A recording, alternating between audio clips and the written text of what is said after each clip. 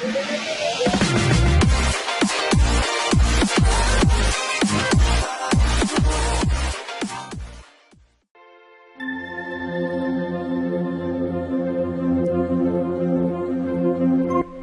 نے جب دوسری مرتبہ آنکھ کھولی تو وہ پہاڑ جیسی تاریک طوفانی رات گزر چکی تھی۔ نیلا آسمان صاف تھا، مشرق سے سورج طلوع ہو کر دھیرے دھیرے ٹیلوں پر اپنی روشنی بکھیر رہا تھا، ہر شے نکھری نکھری تھی۔ اشبا یکٹک حلابہ کو دیکھتا چلا گیا، اسے لگا جیسے وہ ابھی تک خواب میں ہے، کہاں یہ ویرانہ اور یہ تاریخ غار، اور کہاں حلابہ کا چاند چہرہ اور کرنوں جیسی مسکراہٹ۔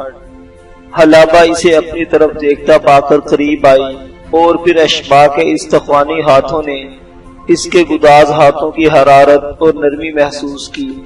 پھر اس کی شہد آگہی آواز اشبا کے کانوں سے ٹکرائی، اللہ کا شکر ہے آپ پوری طرح ہوش میں آ گئے، میں کل شام سے اسی لمحے کا انتظار کر رہی تھی۔ اشبا نے حلابہ کا ہاتھ دبایا، جیسے یقین کرنے کی کوشش کر رہا ہو کہ وہ واقعی زندہ ہے۔ پھر اس نے کچھ کہنے کے لیے ہونٹ کھولے، مگر حلابہ نے ہونٹوں پر انگلی رکھ کر اسے خاموش کر دیا۔ نہیں اشبا، آپ بے حد کمزور ہیں، کچھ مت بولیے۔ پھر اس نے اشبا کا سر اپنے نرم زانوں پر رکھا اور شیشے کی بوتل سے گوشت کا لعاب قطرہ قطرہ اسے پلانے لگی۔ اشبا نے خود کو حیرت انگیز تیزی سے سنبھالا، گزرنے والے ہر دن کے ساتھ اس کی حالت میں نمایاں تبدیلی آنے لگی۔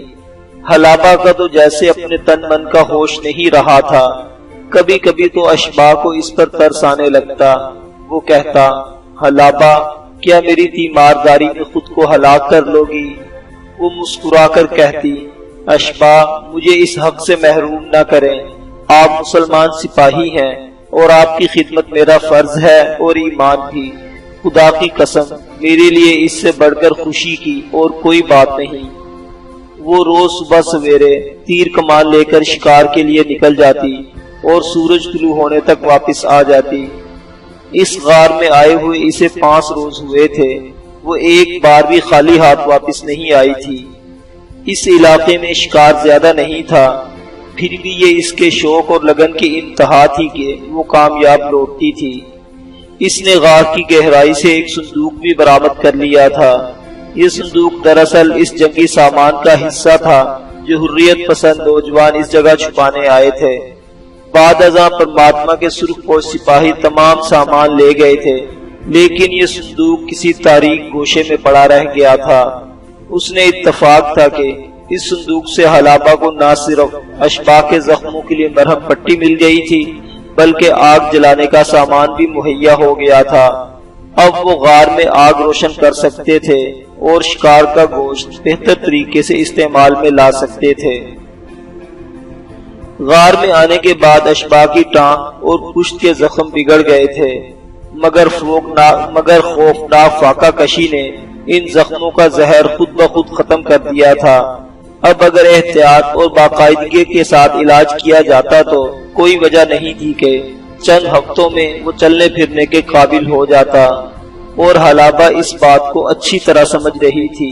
وہ اپنے ہاتھ سے اشبا کے زخم صاف کرتی، انہیں دھوتی اور پھر مرہم لگاتی۔ اسے کھانا کھلا کر وہ نزدیکی چشمے سے پانی لا کر جب وہ دوسرے کاموں سے فارغ ہو جاتی تو اس کے پاس بیٹھ جاتی اور اپنی نہایت دلچسپ اور چاہت آمیز باتوں سے اس کا دل بہلانے کی کوشش کرتی۔ اشبا کی آواز کی نقاہت اور زبان کی لڑکھڑاہٹ بتدریج دور ہو رہی تھی۔ آخر وہ دن آیا جب اشبا اور حلابہ نے ایک دوسرے کو اپنی آپ بیتی سنائی اور صحیح معنوں میں ایک دوسرے کے دکھ سکھ میں شریک ہوئے۔ اشبا نے بتایا کہ کس طرح عبدال غازی کی شہادت کے بعد وہ اس کے بھتیجے مانک کے ساتھ محفوظ مقام کی طرف بھاگ رہا تھا کہ سرخ پوشوں نے مانک کو گرفتار کر کے اسے زخمی کر دیا، اور پھر کس طرح وہ محمود شہید کے مزار میں پہنچا جہاں اس کے ہاتھوں 2 سرخ پوش قتل ہوئے، اور وہ اس تاریک غار کے اندر پناہ لینے پر مجبور ہوا۔ غار میں حریت پسند نوجوانوں کے ساتھ پیش آنے والا واقعہ بھی اس نے تفصیل سے حلابہ کو سنایا، اور پھر بتایا کہ انہی نوجوانوں میں سے ایک شہید نوجوان کی خوراک کا تھیلا اس کے لیے زندگی کی نوید بنا، ورنہ غار میں بند ہونے کے بعد اس کے بچنے کی کوئی امید نہیں رہی تھی۔ حلابہ بڑے انہماک اور توجہ سے اشباح کی رویداد سنتی رہی۔ اشباح کی تکالیف کا سن کر اس کا دل خون ہوتا رہا۔ وہ جانتی تھی اشباح اسے بہت کم بتا رہا ہے، اس سے کہیں زیادہ وہ اپنی آنکھوں سے دیکھ سکتی تھی۔ اشباح کی رویداد ختم ہوئی تو حلابہ نے اپنے حالات کا تذکرہ کیا۔ اس کی کہانی اشباح کی کہانی سے کہیں زیادہ دلچسپ اور سنسنی خیز تھی۔ اس کا ہر لفظ تحیر اور اصرار میں ڈوبا ہوا تھا۔ وہ اشباح کو اس تاریک جنگل کے بارے میں بتا رہی تھی جہاں سیاہ طلسم کی حکمرانی تھی اور جہاں ہر چپے پر انسانی عقل کو دنگ کرنے والے مظاہر موجود تھے۔ حلابہ کہہ رہی تھی اور اشباح سن رہا تھا۔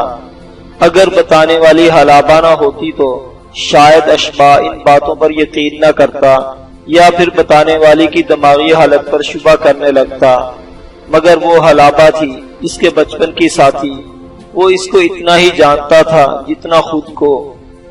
حلابہ روانی سے بول رہی تھی اور اس کی زبان سے نکلے ہوئے الفاظ اشباح کی آنکھوں کے سامنے ایک نقشہ سا کھینچتے جا رہے تھے۔ وہ ان الفاظ کے دھارے میں بہہ کر جیسے تاریک جنگل کے اندر پہنچ گیا۔ اس نے اپنے تصور کی آنکھوں سے حلابہ کو جادوگری کے پنڈال میں جادوگری کے مظاہرے دیکھتے ہوئے دیکھا۔ جادوگر اچھل رہے تھے، کود رہے تھے، اپنے حریفوں کو اذیت ناک شکست اور موت سے دوچار کر رہے تھے۔ پھر اس نے حلابہ کو دیکھا جو دلیرانہ پرماتما کے پراسرار محل میں داخل ہو رہی تھی۔ پرماتما کے حجلہ عروسی کا منظر اس کی آنکھوں کے سامنے آیا۔ پرماتما کی موت، حلابہ کا بھاگنا، بدبودار کنویں میں افتیلا جام سے ملنا اور پھر افتیلا جام کے محل کے تاریک تہہ خانے میں پہنچ جانا، سب کچھ اس نے تصور کی آنکھوں سے دیکھا۔ بانسوں کے جنگل میں بندروں کی یورش، خونخوار مکھیوں اور بندروں کی مہلک جنگ، راماجن دموہا کی خوفناک آمد، روہل کمار کی موت اور پہاڑی پر برپا ہونے والے قیامت کے مناظر، آخر میں الجواہری کا منحوس کردار، ساحر اعظم افتیلا جام کی موت اور حلابہ کا فرار، سب کچھ اشباح کی نگاہوں کے سامنے سے ترتیب وار گزرتا چلا گیا۔ کبھی اس کی آنکھوں سے حیرانی جھانکنے لگتی اور کبھی چہرہ سوچ کی اتھاہ گہرائیوں میں ڈوب جاتا۔ اسے اپنے والد مرحوم کا وصیت نامہ یاد آ رہا تھا۔ وصیت نامے کے وہ الفاظ اس کے ذہن میں تازہ ہو رہے تھے جن میں اس خطے کی پراسراریت کا تذکرہ کیا گیا تھا۔ اس کے والد نے لکھا تھا، اشباح، میں یہاں تجھے جو باتیں بتانے جا رہا ہوں ان میں سے کچھ تو سیدھی سادی ہیں اور ہر ذی ہوش انسان انہیں سمجھ سکتا ہے، مگر کچھ ایسی غیر معمولی ہیں جن پر انسانی عقل مشکل سے یقین کرتی ہے۔ عام زبان میں ایسی باتوں کو مافوق الفطرت کہا جاتا ہے۔ اس وصیت نامے میں انہوں نے آگے چل کر ایک جگہ لکھا تھا، ہماری اس ریاست میں جہالت کا یہ عالم ہے کہ راجہ کو بھگوان کا سایہ سمجھا جاتا رہا ہے۔ ہماری اس ریاست میں جہالت کا یہ عالم ہے کہ راجہ کو بھگوان کا سایہ سمجھا جاتا ہے اور بتوں کے ساتھ ساتھ لوگ اس کی بھی پوجا کرتے ہیں۔ ریاست کے انتہائی شمال میں ایک گھنے جنگل کے اندر جہاں دن کو بھی رات کا سما رہتا ہے، راجہ کا ایک شاندار محل ہے۔ مشہور ہے کہ یہ محل سحر کے زور پر قائم ہے۔ آج 20 سال بعد اس کے والد کی کہی ہوئی بہت سی باتیں سچ ثابت ہو رہی تھی اور حلابہ کی زبان ان کی تصدیق کر رہی تھی۔ وہ خیالوں میں کھویا رہا، اپنی سوچوں میں ڈوبتا ابھرتا رہا۔ تاریک جنگل میں حلابہ کے ساتھیوں اور خیر خواہوں کی کربناک اموات کا سن کر اس کا دل سخت افسردہ ہوا۔ جب حلابہ نے اسے چندا کی موت کا بتایا تو اس کا دکھ انتہا کو پہنچ گیا۔ آخر حلابہ اپنی سنگین اور تحیر انگیز آپ بیتی سنا کر خاموش ہو گئی۔ کچھ دیر غار میں ایک گمبھیر خاموشی طاری رہی، پھر اشباح نے ایک پتھر کی طرف دیکھا۔ وہاں افتیلا جام کا حنوط شدہ سانپ رکھا ہوا تھا۔ اشبا نے پوچھا کیا یہی وہ کنڈالی ہے؟ حلابہ نے اسبات میں جواب دیا۔ اس نے اٹھ کر کنڈالی اشبا کے ہاتھوں میں تھما دی اور اس کی خصوصیات بتانے لگی۔ وہ اسے الٹ پلٹ کر دیکھتا رہا۔ پھر حلابہ نے چمڑے کا وہ ٹکڑا بھی اشبا کے سامنے رکھ دیا جو افتیلا جام نے نزا کے عالم میں اسے دیا تھا۔ اشبا نے چمڑے کو کھولا اور اسے پڑھنے کی کوشش کرنے لگا، مگر یہ زبان اس کے لیے قطعی ناقابل فہم تھی۔ وہ کوشش کے باوجود ایک لفظ نہ پڑھ سکا۔ حلابہ کے لیے بھی یہ تحریر اجنبی ثابت ہوئی۔ شام ہو چکی تھی۔ حلابہ ایک قریبی چشمے سے چرمی تھیلے میں پانی بھر لائی۔ اس نے اشبا کو وضو کرایا، پھر خود وضو کیا۔ نماز مغرب کے بعد انہوں نے ایک ساتھ بیٹھ کر کھانا کھایا اور ایک بار پھر حالات پر غور و فکر کرنے لگے۔ حلابہ نے کہا اس کا مطلب ہے سردار یحییٰ اور اویس ہمارے تمام ساتھی منوہر چند کی قید میں ہیں۔ اشبا نے افسردگی سے کہا یقین سے کچھ نہیں کہا جا سکتا۔ چند ہفتے پہلے اس غار میں جو نوجوان آئے تھے ان کی باتوں سے پتا چلا تھا کہ چھاؤنی کے قید خانے میں ہمارے دستوں کے قیدیوں کو اذیتیں دے کر مارا جا رہا ہے۔ اب معلوم نہیں ان میں کتنے شہید ہو گئے اور کتنے زندہ ہیں۔ اچانک حلابہ کو مانک کا خیال آیا۔ اس نے پوچھا کیا آپ کو یقین ہے کہ مانک زندہ گرفتار ہوا تھا؟ میرا مطلب ہے کہیں اسے ہلاک تو نہیں کر دیا گیا؟ اشبا نے کہا میں اور مانک برساتی نالے کے کنارے لمبی گھاس میں چھپ گئے تھے۔ پرماتما کے سپاہی گھاس میں نیزے چبوتے ہوئے گزرے۔ ایک نیزہ مانک کی ران کو چھید گیا۔ میں اسے کندھے پر لاد کر بھاگا تھا، لیکن جنگلی سوروں نے راستہ روک لیا۔ ان جانوروں سے پیچھا چھڑا کر ہم ایک ٹلے کی طرف نکل آئے۔ مانک کا کافی خون بہہ چکا تھا، مگر میرا خیال تھا کہ میں اسے بچاؤں گا، لیکن پھر اچانک سرخ پوشوں نے گھیرا ڈال لیا۔ مانک میرے کندھے سے پھسل کر نشیب میں لڑک گیا اور گرفتار ہو گیا۔ اب معلوم نہیں وہ بچا یا نہیں۔ حلابہ نے کھوئے ہوئے لہجے میں کہا شاید وہ مر گیا ہے، اس لیے تو چندہ بھی زندہ اب نہیں بچی۔ کاش میں اس معصوم لڑکی کو بچا سکتی۔ اشبا مجھے اس کی موت کا بہت دکھ ہے، بہت دکھ ہے۔ بے ساختہ حلابہ کی آنکھوں میں آنسو امٹ پڑے۔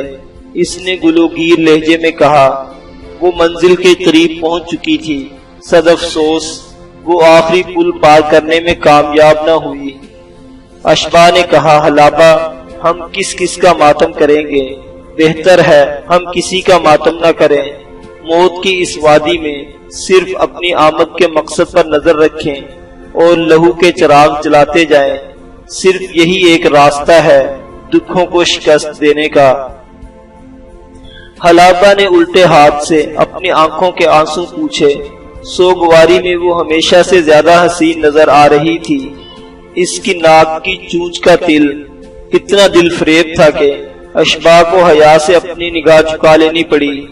کبھی کبھی اسے حلابہ کے قرب سے خوف سا آنے لگتا تھا۔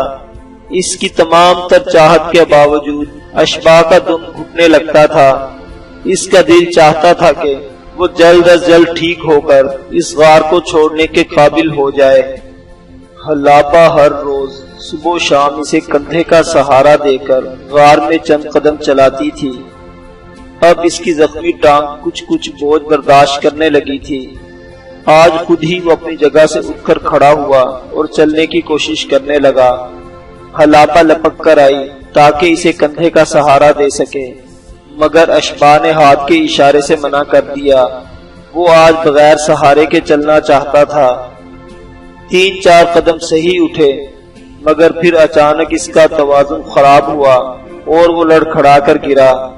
اس کے زمین چھونے سے پہلے ہی حلابہ جھپٹ کر آئی اور اسے اپنے بازوؤں میں لے لیا۔ دونوں اوپر نیچے سنگلاخ زمین پر گرے۔ اشبا کے حصے کی ساری چوٹ حلابہ کو آئی۔ دونوں ایک ساتھ کے لیے بے حرکت پڑے رہے۔ پھر اشبا نے جلدی سے خود کو جدا کیا۔ دونوں کے چہرے فرتے شرم سے سرخ ہو رہے تھے۔ اشبا نے بے قراری سے پوچھا زیادہ چوٹ تو نہیں آئی؟ نہیں، آپ کو تو نہیں آئی؟ نہیں۔ اشبا نے کہا۔ وہ کچھ دیر بیٹھ کر حوصلہ جمع کرتا رہا، پھر اپنی جگہ سے اٹھا اور دوبارہ چلنے کی کوشش کرنے لگا۔ اس دفعہ اسے کامیابی ہوئی۔ وہ پہلے دیواروں کے سہارے چلتا رہا، پھر بغیر کچھ سہارے کے چند قدم اٹھائے۔ اس کی ہمت قابل دید تھی۔ کچھ دیر بعد ہانپ کر حلابہ کے پاس آ بیٹھا۔ اس نے خوشی سے لرزتی ہوئی آواز میں کہا، تم نے دیکھا حلابہ، اب میں چل سکتا ہوں۔ میرا خیال ہے اب ہمیں مزید یہاں رکنے کی ضرورت نہیں، کل یا پرسوں تک ہم یہ غار چھوڑ سکتے ہیں۔ حلابہ کے چہرے پر مسرت کے آثار تھے، تاہم اس کے ساتھ ساتھ آنکھوں سے ایک طرح کی اداسی بھی جھانک رہی تھی۔ شاید وہ سوچ رہی تھی کہ وہ جگہ اب چھوڑنا پڑے گی جہاں اس نے اپنی زندگی کے چند یادگار دن گزارے ہیں۔ یہ شامیں اور صبحیں وہ کیسے بھول سکتی تھی؟ کبھی نہیں بھول سکتی تھی۔ اس نے اشبا سے کہا، اشبا، میرا خیال ہے آپ کو جلدی نہیں کرنی چاہیے، زخم پھر کھل گئے تو بہت مشکل ہوگی۔ اشبا کے قریب ہی اس کی تلوار رکھی تھی۔ اس کا ہاتھ بے خیالی میں تلوار کے دستے پر گردش کر رہا تھا۔ اس نے کھوئے کھوئے لہجے میں کہا، نہیں حلابہ، اب میں بالکل ٹھیک ہوں، پرسوں تک آرام میرے لیے بہت کافی ہوگا۔ حلابہ کچھ دیر خاموش رہی، پھر بولی، اچھا میں ابھی آتی ہوں۔ وہ غار سے نکلی اور خاموشی سے چشمے کی طرف چل دی۔ درختوں کے درمیان سے نکلتا ہوا یہ ایک چھوٹا سا چشمہ تھا۔ حلابہ نے بآہستگی اپنے بازو سے قمیض کی آستین ہٹائی۔ خوبصورت سفید کوہنی پر ایک گہرا زخم تھا۔ یہ زخم اشبا کو سنبھالتے ہوئے کسی نوکدار پتھر سے لگا تھا۔ حلابہ نے زخم کو چشمے کے پانی سے دھو کر اس پر چکنی مٹی لگائی۔ خون بند ہو گیا تو اوڑھنی کا ایک کنارہ پھاڑ کر پٹی باندھی اور آستین برابر کرتی ہوئی غار میں واپس آ گئی۔ بازو سے درد کی ٹیسیں اٹھ رہی تھی، لیکن یہ ٹیسیں اسے بالکل بری محسوس نہیں ہو رہی تھی۔ ہاں، یہ جگہ چھوڑنے کے خیال سے دل میں جو ٹیسیں اٹھ رہی تھی وہ ضرور تکلیف دے رہی تھی۔ محمد بن قاسم اسلامی لشکر کے ساتھ دریائے سندھ کے مغربی کنارے پر اروڑ کے مضبوط قلعے کے سامنے پڑاؤ ڈال چکا تھا۔ پچھلے چند ماہ میں سیستان کے قرب و جوار کا تمام علاقہ اور بڑے قلعے مسلمانوں کے قبضے میں آ چکے تھے۔ اب انہیں دریائے سندھ پار کر کے راجہ داہر پر شدید ترین ضرب لگانا تھی۔ محمد بن قاسم کا خیال تھا کہ یہ ضرب لگانے میں زیادہ تاخیر نہ کی جائے اور جلد از جلد راجہ داہر کو میدان جنگ میں للکارا جائے، مگر دریا پار کرنے کے لیے سب سے بڑا مسئلہ کشتیوں کی دستیابی کا تھا۔ ظاہر تھا دشمن ہوشیار ہے اور اگر دریا پار کرتے وقت تاخیر ہوئی تو انہیں زبردست نقصان پہنچے گا، لہذا آنن فانن دریا پار کرنے کے لیے کثیر تعداد میں کشتیوں کی ضرورت تھی۔ ابھی یہ مسئلہ حل نہیں ہوا تھا کہ ایک اور مشکل کھڑی ہو گئی۔ ناموافق موسم کی وجہ سے گھوڑوں کو سپرد خاک کرنا پڑ رہا تھا اور کچھ خبر نہیں تھی کہ یہ آفت کیا شکل اختیار کرے گی۔ لشکر میں ایک طرح کی مایوسی اور پسماندگی پھیلتی جا رہی تھی۔ وطن سے دوری اور مہم کی طوالت سپاہ کے مزاج پر ہمیشہ اثر انداز ہوتی ہے، یہاں بھی ہو رہی تھی۔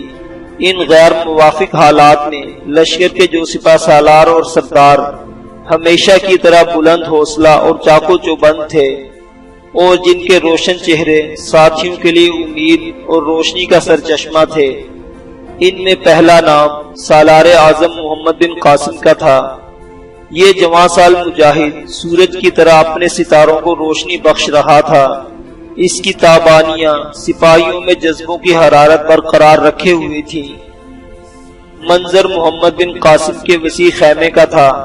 وہ کمر پر ہاتھ باندھے ٹہل رہا تھا اور قندیل کی روشنی میں محرر کو خط لکھوا رہا تھا۔ یہ خط والی بصرہ حجاج بن یوسف کے نام تھا۔ مضمون کچھ اس طرح تھا: محترم چچا، آپ کا خط ملا جس میں آپ نے اپنی دعاؤں سے نوازا اور جلد از جلد دریا پار کرنے کی ہدایت کی۔ محترم چچا، میرے بس میں ہو تو ایک لمحے کی دیر نہ کروں، مگر حالات ساتھ نہیں دے رہے۔ بہرحال میں مایوس نہیں، آپ کی دعائیں اور خدا کی مدد شامل حال رہی تو جلد ہی اسلام اور کفر کے درمیان فیصلہ کن مارکی کی راہ ہموار ہو جائے گی۔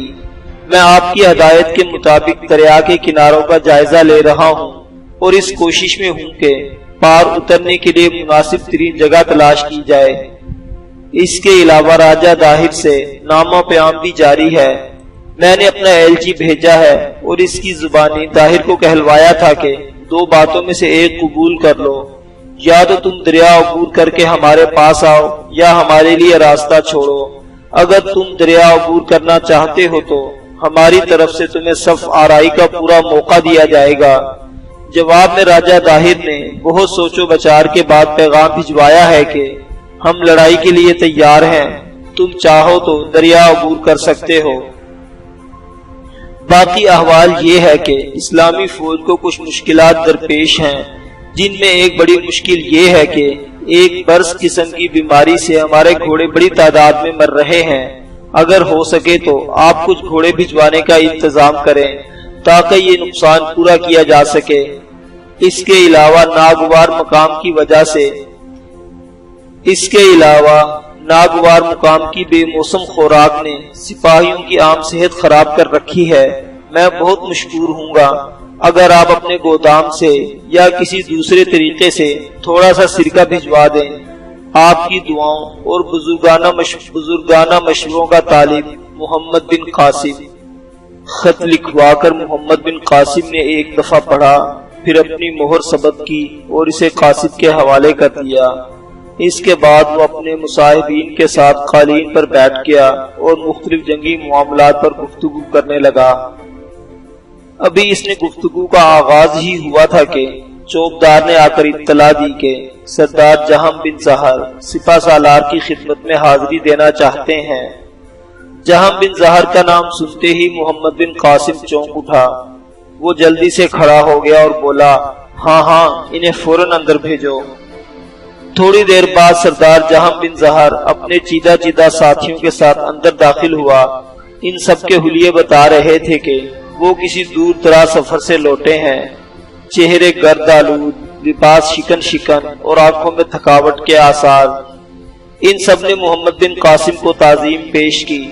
محمد بن قاسم نے خود آگے بڑھ کر ان کا استقبال کیا اور اپنے پاس بیٹھنے کی جگہ دی۔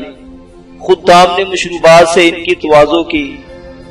جب وہ ذرا دم لے چکے تو جہاں بن زہر نے عرض کی، محترم سالار، مجھے افسوس ہے، ہم آپ کے لیے کوئی اچھی خبر نہیں لا سکے۔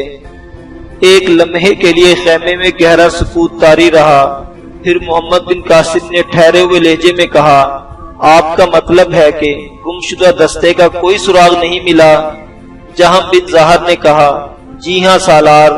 محمد بن قاسم نے حوصلہ بخش لہجے میں کہا، کوئی بات نہیں جہاں، مجھے یقین ہے آپ نے اپنا فرض خوش اسلوبی سے ادا کیا ہوگا۔ کیا آپ کچھ تفصیل بتانا پسند کریں گے؟ سردار جہاں نے اپنے سفر کی شروعات کے متعلق کچھ باتیں بتائیں، پھر کہا، سالار محترم، آپ کی ہدایت کے مطابق ہم سب سے پہلے اس مقام پر پہنچے جہاں رومی سردار بوہان اور اشباح بن ثقیل کے درمیان آخری معرکہ ہوا تھا، اور جہاں ابھی تک سینکڑوں رومیوں اور مقامی سپاہیوں کے ڈھانچے پڑے ہوئے ہیں۔ یہیں پر ایک شکستہ مندر کا کھنڈر ہے۔ اشباح بن ثقیل کے ساتھیوں نے بتایا کہ اس مندر پر پہنچ کر اشباح نے انہیں چھوڑ دیا اور ہدایت کی تھی کہ مسلم سپاہیوں کی لاشیں دفنا کر واپس اپنے لشکر میں چلے جائیں، اور خود اپنے دستے کے ساتھ مشرق کی طرف روانہ ہو گیا۔ محترم سالار، وہ ایک لقودق صحرا ہے جو افق تا افق پھیلا ہوا ہے، نہ جانے اس کی لمبائی چوڑائی کیا ہے۔ ہم نے اس صحرا میں دور دور تک گھوڑے دوڑائے ہیں اور ایک ایک سمت میں کئی روز سفر جاری رکھا، لیکن نہ تو کوئی آدمزاد نظر آیا اور نہ ہی کسی بستی کا سراغ ملا۔ یوں لگتا ہے وہ دنیا کا آخری کنارہ ہے جس سے آگے زندگی کا کوئی وجود ہی نہیں۔ محمد بن قاسم نے پوچھا، کیا ارد گرد کے مقامی لوگوں کا بھی یہی کہنا ہے کہ اس صحرا میں زندگی کا وجود نہیں؟ سردار جہاں بن زہر نے کہا، سالار معظم، اس بارے میں کئی کہانیاں اور حکایتیں مشہور ہیں۔ کچھ لوگ کہتے ہیں کہ اس صحرا میں کہیں بہت اندر، جہاں زندہ انسان نہیں پہنچ سکتا، ایک جادو نگری آباد ہے، اور ایک شاداب وادی میں دودھ اور شراب کی نہریں بہتی ہیں۔ کچھ لوگ کہتے ہیں کہ وہاں سرخ لباس والے گھڑ سواروں کے روپ میں شیطان حکومت کرتے ہیں۔ کسی روز اس ریگستان میں بہت تیز آندھی آئے گی اور وہ شیطان اپنی بستیوں سے نکل کر صحرا میں ان کی بستیوں پر قبضہ کر لیں گے۔ غرض بہت سے قصے مشہور ہیں، لیکن اصل حقیقت شاید کسی کو بھی معلوم نہیں۔ محمد بن قاسم کی آنکھیں کسی گہری سوچ میں غلطاں تھی۔ اس کے نوجوان چہرے پر ہزاروں دانشوروں کی دانائی یکجا ہو گئی تھی۔ آخر وہ اپنی سوچ کے بحر سے نکلا اور جہم بن ظاہر سے بولا، جہم، آپ کی کاوشوں کا بے حد شکریہ، آپ بہت تھکے ہوئے ہیں، جائیے آرام کیجیے، میں چند دن بعد آپ کو پھر طلب کروں گا، امید ہے اس وقت تک آپ تازہ دم ہوں گے۔ محمد بن قاسم کی بات سے سردار جہم کو اندازہ ہو گیا کہ شاید اسے پھر کسی سفر پر روانہ کیا جائے گا۔ اس نے کہا، محترم سالار، میں اس وقت بھی ہر مہم کے لیے تیار ہوں۔ اگر آپ آرام ضروری سمجھتے ہیں تو میرے لیے عشاء فجر تک کا آرام کافی ہوگا۔ محمد بن قاسم نے محبت سے اس کی طرف دیکھا اور پھر کہا، مجھے معلوم ہے آپ اس وقت بھی چوکس ہیں، لیکن آپ اور آپ کے ساتھی چند روز مکمل فراغت کے حقدار ٹھہر چکے ہیں۔ سردار جہم اور اس کے ساتھی تعظیم پیش کرنے کے بعد واپس چلے گئے تو محمد بن قاسم بھی اپنی جگہ سے اٹھ گیا۔ محفل برخاست ہو گئی۔ مصاحبین باہر نکل گئے تو محمد بن قاسم خیمے کے طول و عرض میں ٹہلنے لگا۔ اس کے چہرے پر زبردست کشمکش پائی جاتی تھی۔ کافی دیر بعد وہ کسی فیصلے پر پہنچا اور اپنے خیمے سے نکل کر ان خیموں کی طرف بڑھا جہاں خواتین کا پڑاؤ تھا۔ یہ پڑاؤ خیمہ گاہ کے عین درمیان میں واقع تھا۔ محمد بن قاسم تکمنت اور وقار سے چلتا ہوا ایک سرخ خیمے کے سامنے جا رکا۔ یہ سپہر کا وقت تھا۔ خیمہ گاہ میں خاموشی تھی۔ خیمے کے اندر سے تلاوت کلام پاک کی مدھم نسوانی آواز آ رہی تھی۔ محمد بن قاسم کی دستک پر ایک ملازمہ باہر نکلی۔ سپہ سالار کو روبرو دیکھ کر وہ ادب و احترام سے دوہری ہو گئی، پھر اچھا حضور کہتی ہوئی جلدی سے اندر چلی گئی۔ تھوڑی دیر بعد خیمے میں پردہ کر لیا گیا تو محمد بن قاسم اجازت لے کر اندر چلا گیا۔ یہ ایک خوبصورت خیمہ تھا۔ درمیان میں نفیس پردہ لٹک رہا تھا۔ پردے کے عقب میں کسی عورت کا حولہ تھا۔ وہ آسیہ تھی، اشباح کی دلہن۔ چند ماہ پہلے محمد بن قاسم نے خود اس کا نکاح پڑھایا تھا۔ آسیہ نے اٹھ کر محمد بن قاسم کو تعظیم پیش کی۔ رسمی گفتگو کے بعد محمد بن قاسم نے نرم آواز میں کہا، آسیہ بہن، اشباح کی تلاش میں نے جو دستہ بھیجا تھا وہ واپس آ گیا ہے۔ آسیہ چونک کر محمد بن قاسم کی طرف دیکھنے لگی۔ مومی شمعوں کی روشنی میں اس کا حسین چہرہ زرد نظر آ رہا تھا، مگر اس کی آنکھوں میں آس امید کے بہت سے دیے جل رہے تھے۔ وہ مجسم سوال بن کر پردے کے پار دیکھ رہی تھی۔ محمد بن قاسم نے کہا، ابھی تلاش جاری ہے، آپ پر امید رہیں، انشاءاللہ ہم کامیاب رہیں گے۔ آسیہ نے اپنی ہنائی انگلیاں ہونٹوں پر رکھ لی۔ شاید اس طرح سے اس نے اپنی سسکی روکنے کی کوشش کی تھی۔ محمد بن قاسم نے کہا، سردار جہم صحرائے تھر میں بہت دور تک گئے ہیں، لیکن انہیں کامیابی نہیں ہوئی۔ یہ آپ کے لیے ایک مایوس کن خبر ہے، لیکن اس کے علاوہ میرے پاس آپ کے لیے ایک اچھی خبر بھی ہے۔ پردے کے پار آسیہ کی آنکھوں میں ایک بار پھر روشنی نمودار ہوئی۔ محمد بن قاسم نے کہا، 2 روز پہلے میرے پاس راجہ داہر کی فوج کا ایک اہم شخص آیا ہے۔ اس کا نام بھیم سنگھ ہے۔ کیا آپ بھیم سنگھ کو جانتی ہیں؟ آسیہ نے کہا، جی، یہ وہی سیناپتی ہیں جس نے لسبیلا کی لڑائی میں آپ کے ہاتھوں شکست کھائی تھی۔ محمد بن قاسم نے کہا، وہ شدید زخمی حالت میں گرفتار ہوا تھا، میں نے علاج معالجے کے بعد رہا کر دیا تھا۔ وہ خود کو مسلمانوں کا بہت احسان مند سمجھ رہا ہے۔ سنا ہے راجہ داہر کے پاس جا کر اس نے غلطی سے مسلمانوں کی تعریف میں چند کلمے کہہ دیے۔ پاداش میں داہر نے اسے قید خانے میں پھینکوا دیا۔ وہاں سے کسی طرح فرار ہو کر وہ پرسوں ہی ہمارے پڑاؤ میں پہنچا ہے۔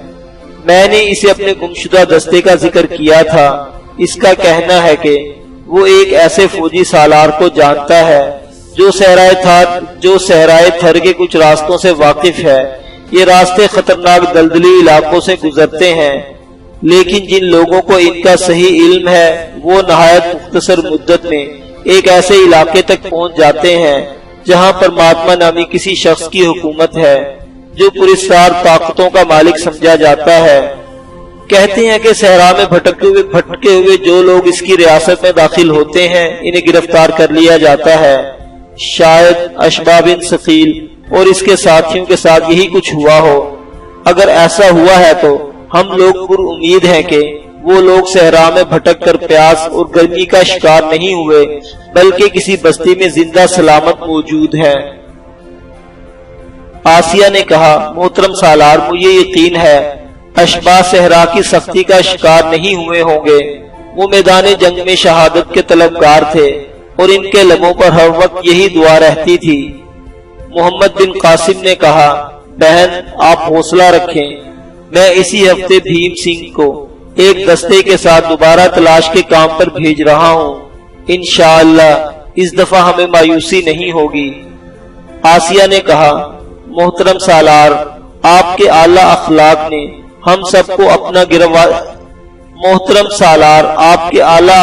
نے ہم سب کو آپ کا گرویدہ کر لیا ہے۔ کاش میں مرد ہوتی اور ادنا سپاہی کی طرح آپ کی قیادت میں لڑ سکتی۔ محمد بن قاسم نے کہا، بہن آپ عورتیں میدان جنگ کے مارکوں کی برابر کے حصہ دار ہیں۔ آپ تلوار نہیں چلاتی لیکن اپنے پیارے بھائیوں، بیٹوں اور شوہروں کے جسموں پر ہتھیار سجا کر اور ان کے گھوڑوں کی لگامیں تھام کر ان کا رخ میدان کارزار کی طرف کرتی ہیں اور پھر جدائی کے طویل ماہوں سال ان کے انتظار میں گزارتی ہیں، ان کے گھروں کی دیکھ بھال کرتی ہیں۔ یہ قربانیاں کچھ کم نہیں۔ محمد بن قاسم مسحور کن لہجے میں بولتا رہا اور آسیہ خاموشی سے سنتی رہی۔ کچھ دیر بعد وہ آسیہ کو تسلی تشفی دے کر اور اشباح کی تلاش میں روانہ کی جانے والی نئی مہم کی تفصیلات بتا کر خیمے سے باہر نکل آیا۔ باہر آسیہ کا بوڑھا ملازم سیوک رام دست بستہ کھڑا تھا۔ محمد بن قاسم نے لبادے سے اشرفیوں کی ایک تھیلی نکال کر اسے دی اور کہا، سیوک رام، اپنی مالکن کا ہر طرح خیال رکھو، جس چیز کی ضرورت ہو بیت المال کے نگران سے طلب کرو، میں نے اسے ہدایت دے رکھی ہے۔ یاد رکھو آسیہ تمہاری مالکن ہی نہیں میری بہن بھی ہے۔ چاند مشرقی ٹیلوں سے کسی پرجلال شاہ سوار کی طرح نمودار ہو رہا تھا۔ اس کی کرنیں غار کے ایک حصے کو نیم روشن کر رہی تھی۔ اشباح اور حلابہ مصروف گفتگو تھے۔ زیر غور مسئلہ یہی تھا کہ اس غار سے نکل کر انہیں کیا کرنا ہے۔ یہ سوال بہت اہم تھا کیونکہ اس کے صحیح جواب پر نہ صرف ان دونوں کی زندگی کا دار و مدار تھا بلکہ اس پوری ریاست کے مستقبل کا انحصار تھا۔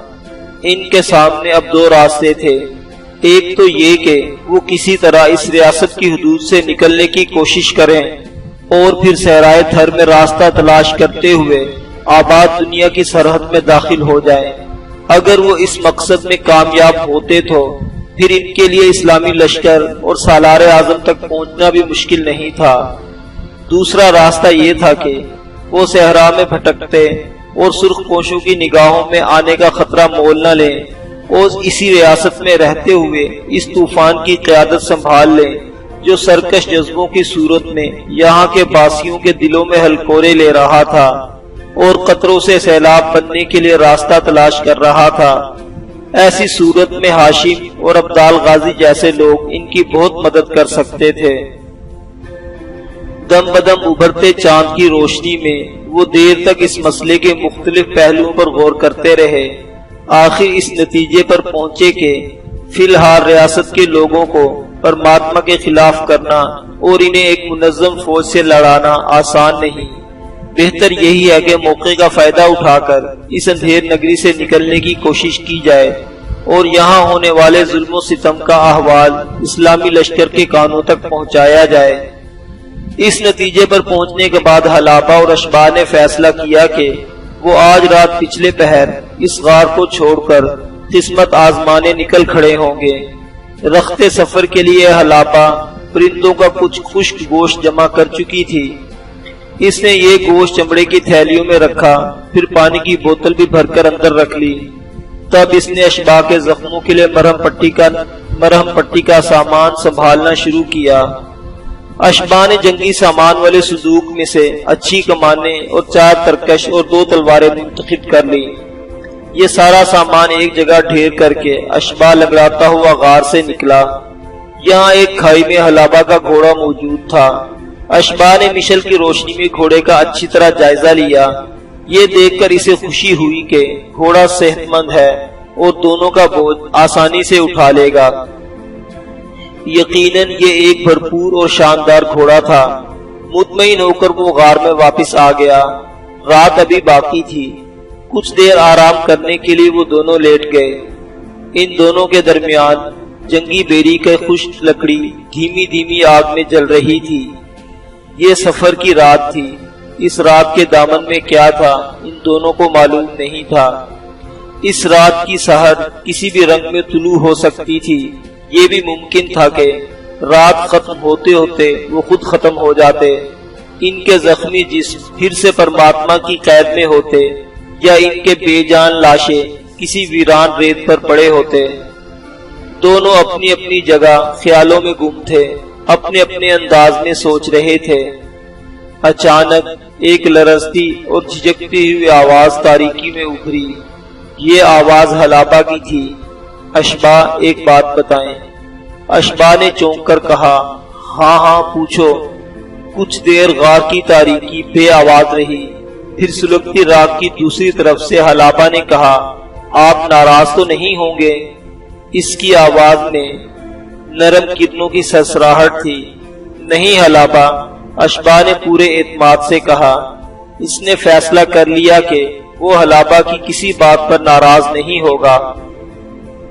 حلابہ نے کہا، اشباہ، کئی برسوں سے میرے ذہن میں ایک الجھن ہے۔ یہ الجھن آپ کے بارے میں ہے۔ کیسی الجھن؟ اشباہ نے پوچھا۔ ایک گہرے سناٹے کے بعد حلابہ کی آواز آئی، یہ سنہری شاہین کون ہے؟ اشباہ کا جسم سنسنا کر رہ گیا۔ اسے خیال تک نہیں تھا کہ اس ویرانے میں، اس تاریکی میں اور اس وقت اس سے یہ سوال کیا جائے گا۔ چند لمحوں کے لیے وہ کچھ نہ بول سکا۔ اس کے چہرے پر کئی رنگ آئے اور گزر گئے، پھر دھیرے دھیرے جیسے وہ کسی فیصلے پر پہنچ گیا، اس کے ہونٹوں پر ایک پراسرار مسکراہٹ مچلتی گئی۔ سالار اعظم محمد بن قاسم کے بعد حلابہ دوسری ہستی تھی جسے اس نے اس راز میں شریک کرنا قبول کیا۔ اس نے ایک گہری سانس لے کر کہا، تمہارا کیا خیال ہے حلابہ؟ کون ہے سنہری شاہین؟ حلابہ نے کہا، میں اب تک یقین اور بے یقینی کے درمیان ڈول رہی ہوں۔ اشباہ نے کہا، بے یقینی زیادہ ہے یا یقین؟ حلابہ نے کہا، یقین۔ اشباہ نے پوچھا، کس بات کا یقین؟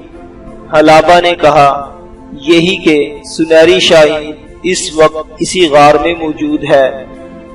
اشباہ نے کہا، تو پھر بے یقینی کو دل میں راہ کیوں دیتی ہو؟